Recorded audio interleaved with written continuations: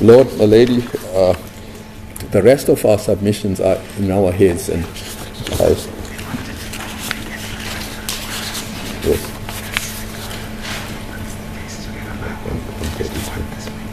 Yes. Okay. Except for just moving on to 132,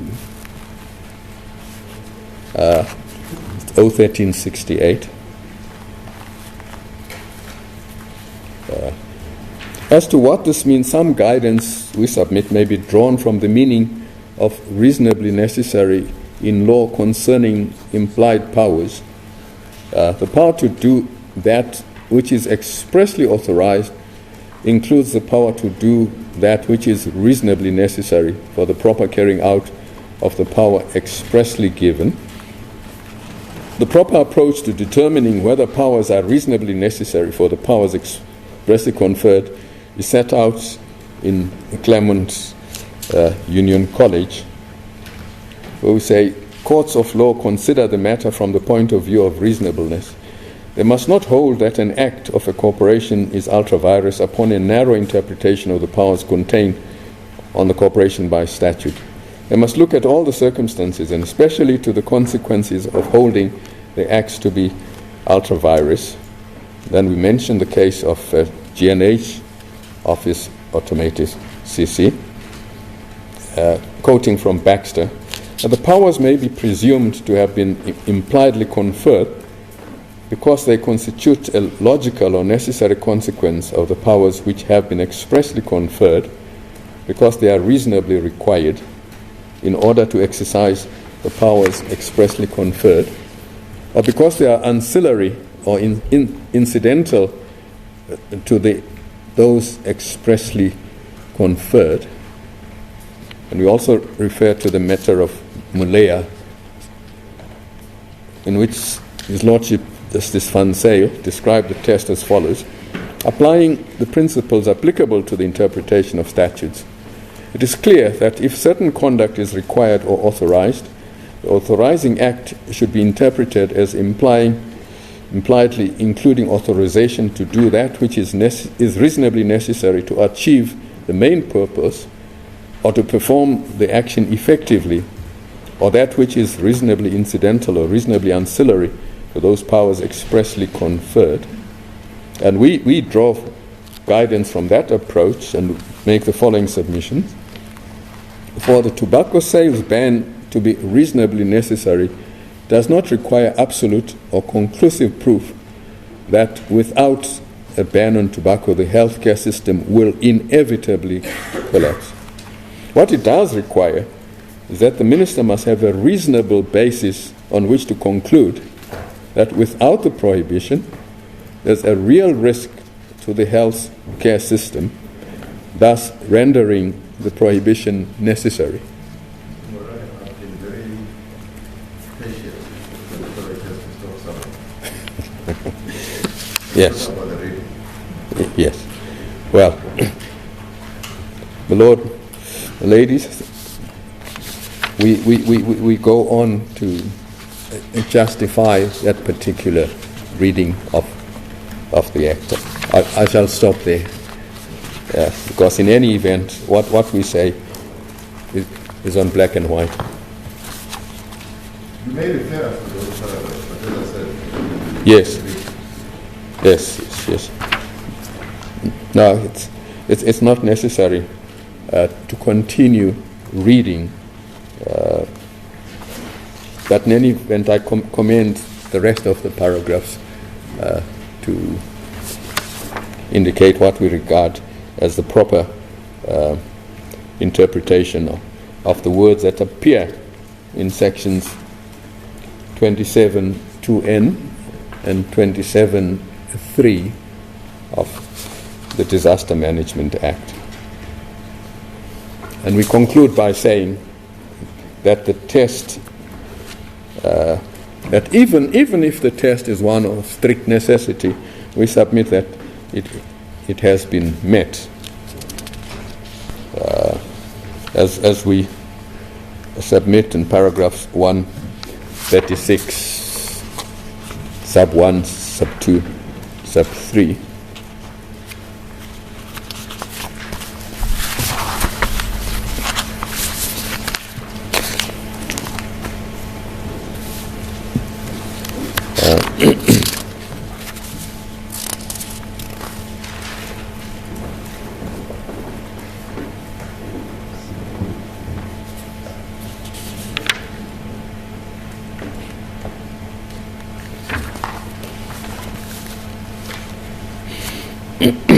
Well, with regard to this question of necessity in our supplementary heads, we, at paragraph 27,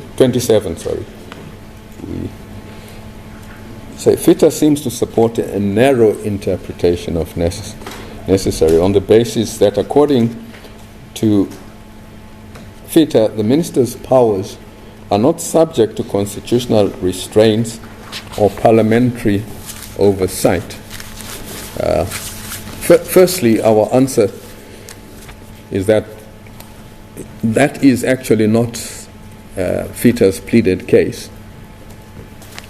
Because had FITA pleaded that case, the respondents would have answered it and pointed to oversight mechanisms. And the respondents' answer would have included that oversight is exercised in terms of the Constitution. It's not required that every legislation should set out oversight functions. That the State of Emergency Act does not mean that every instance where legislation does not say so, there's no parliamentary oversight over executive exercise of power. The respondents would also have pleaded instances where oversight was actually exercised during the lockdown. In any event, we submit that there are actually two cases pending before this court in which that issue is raised, and all the relevant evidence will be pleaded. We refer to the case of the DA and the Freedom Front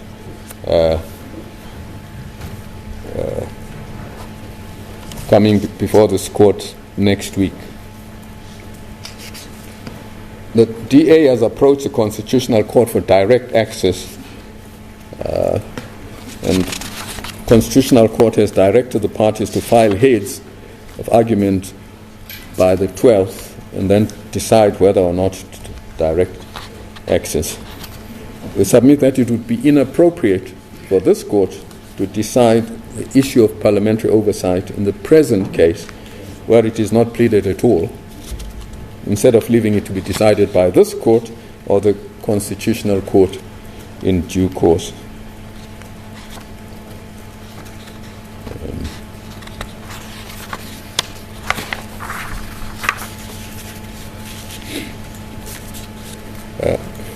Lord and Lady, we now deal with the question of substantive rationality. It's on paragraph 32 of our supplementary heads. Say that FITA makes three principal submissions in relation to substantive rationality. We've already dealt with that in our original heads, paragraphs 46 to 86. Substantial part of our original heads deal with that issue. But in this supplementary heads, we'll just touch on a few matters. FITA submits that there are at best views expressed that smokers might react more severely to the virus, which might possibly result in an increased burden on the health system. And we submit that this misstates the factual position. According to the opinions of those more qualified than FITA or lawyers, the evidence is clear that smokers are at heightened risk of developing a more severe form of COVID-19. And this we address in our main heads at paragraphs 59 to 69.3. Fita says it's common cause that the evidence is inconclusive. We submit that that is not correct. Though the Minister quite frankly and fairly indicated that the science in this area is still developing, there's no admission on the papers that the evidence that smokers are at heightened risk of developing a more severe form of COVID-19 is inconclusive. Rather, what is said is that emerging medical literature indicates that smokers are more likely to develop a more severe form of COVID-19, and that the view the Minister has taken of the import of the relevant literature is shared not only by members of the South African medical fraternity and experts in the relevant fields, and we mention who those experts are. I think those experts are all mentioned. But Yes. You read what Mr. Sugar writes, that even looking at what the World Health Organization has said, this is all inconclusive and can never grant rationality to the decision to ban the doctor. Yes. I'd like to hear you on this. Well, firstly, we dispute that the evidence is inconclusive. In fact, in the portions that Leonard Friend quoted from what the WHO itself says, there was nothing inconclusive about that. The WHO pointed to the probability of certain eventualities. Court will bear with me.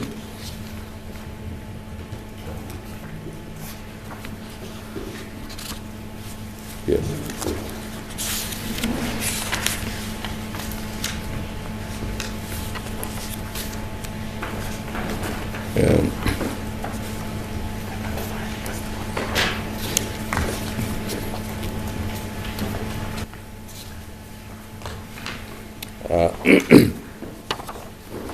For instance, Lord and ladies, if we refer to 008, page 341. 341.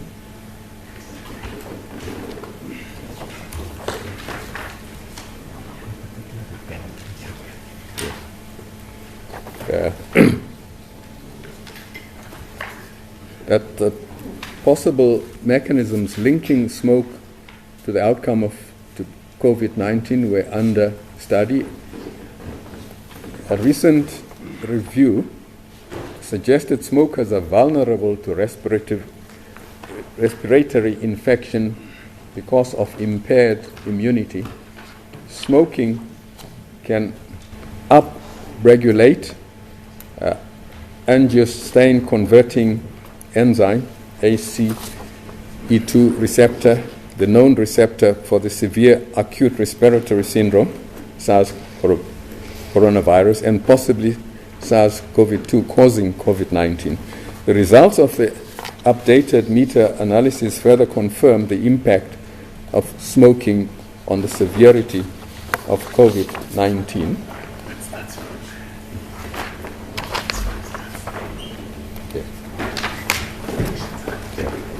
We also refer to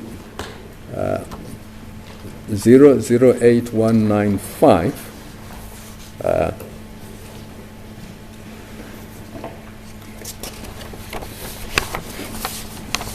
that is document by the World Health Organization, Smoking and COVID-19 Scientific Brief, that the harms of tobacco use are well established.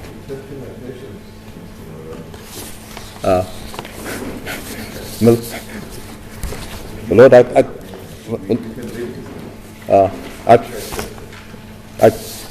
thought His Lordship wanted me to counter Yes, but not by reading. I mean, make a submission.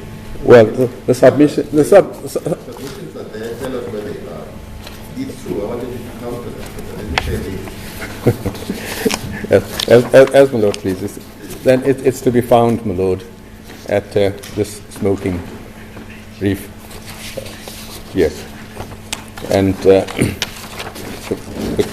conclusion, page 008198.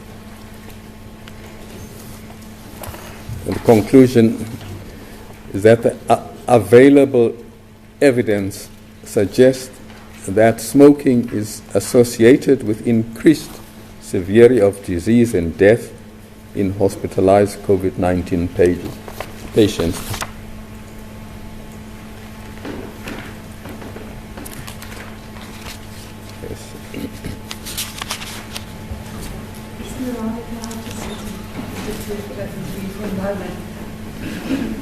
As I understand the papers, the purpose of the tobacco ban is to ensure that our health system is not overburdened. We know that it's based on the health system, I accept that.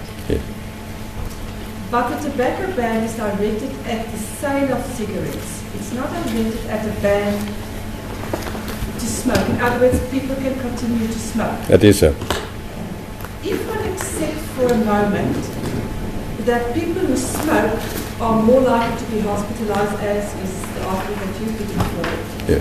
how does a ban on the sale of tobacco achieve this purpose where people still smoke? Some people are fortunate enough to stock up on cigarettes, so they are going to continue to smoke. Yes. Those who cannot can, in many instances, access the black market and buy cigarettes there. Yes. So my question simply is, how does the ban on the sale of smoke in circumstances where people are not going to stop smoking achieve the purpose of alleviating the ban, or the impact on the health system? My lady, the purpose of the prohibition is obviously to reduce the availability of cigarettes. Admittedly, it cannot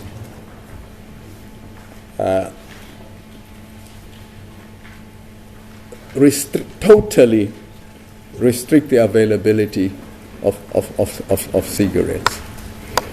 But it has the potential, not only the potential, but the effect of reducing access to cigarettes, as the studies have shown, both the HSRC study and the UCT study. It has had that effect of reducing the availability of cigarettes and therefore reducing the smoking of cigarettes. It doesn't completely eliminate it. It was never intended to completely eliminate it. That's an ideal which can never be achieved. But we submit that if, in fact, there's a reasonable possibility of reducing the smoking of cigarettes, that assists in preventing the overburdening of the health system. And we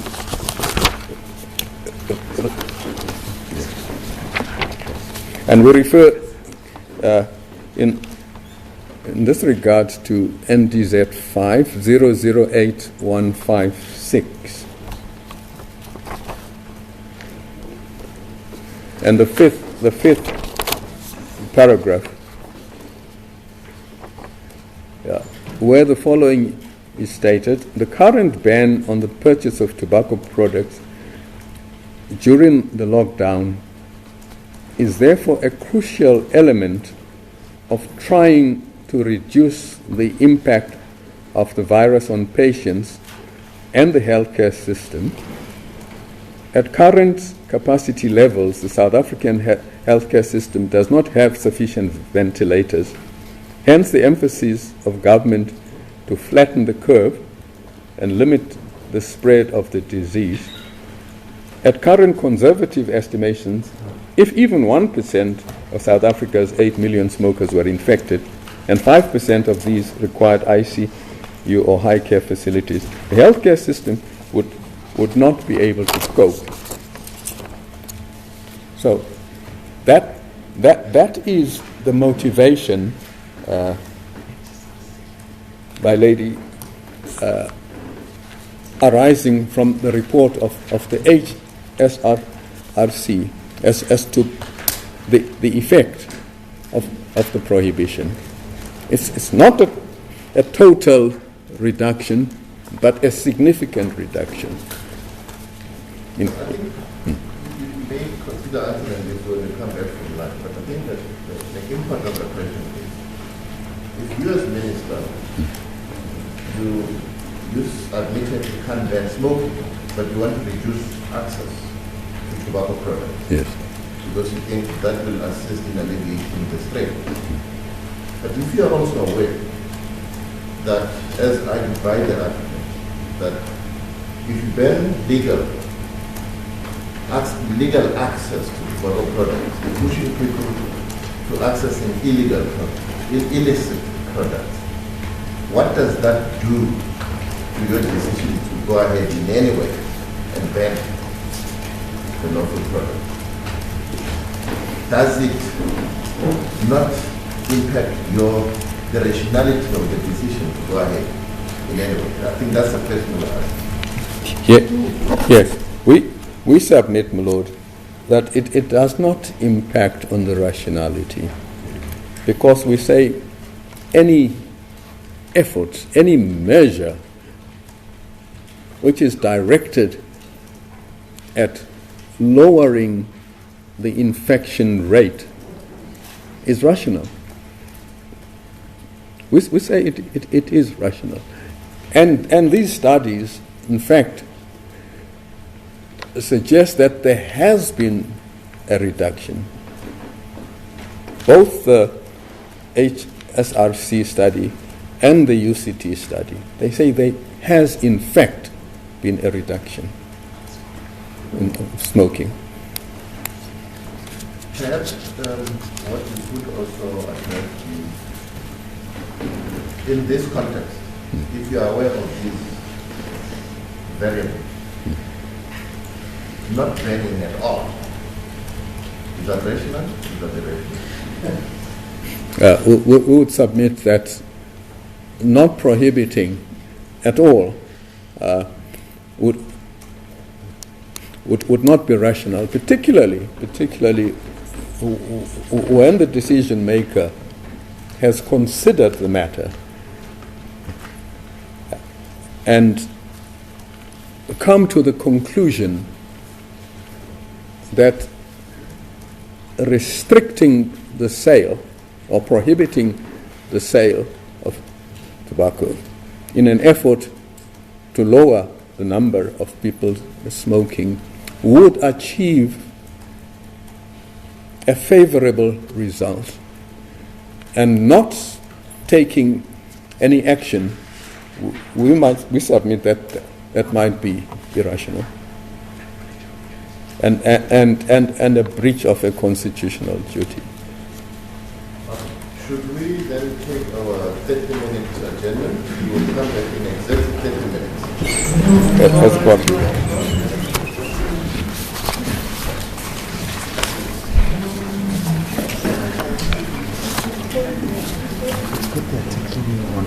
So you must give me the references for which is a and this is to show that it has been. Exactly.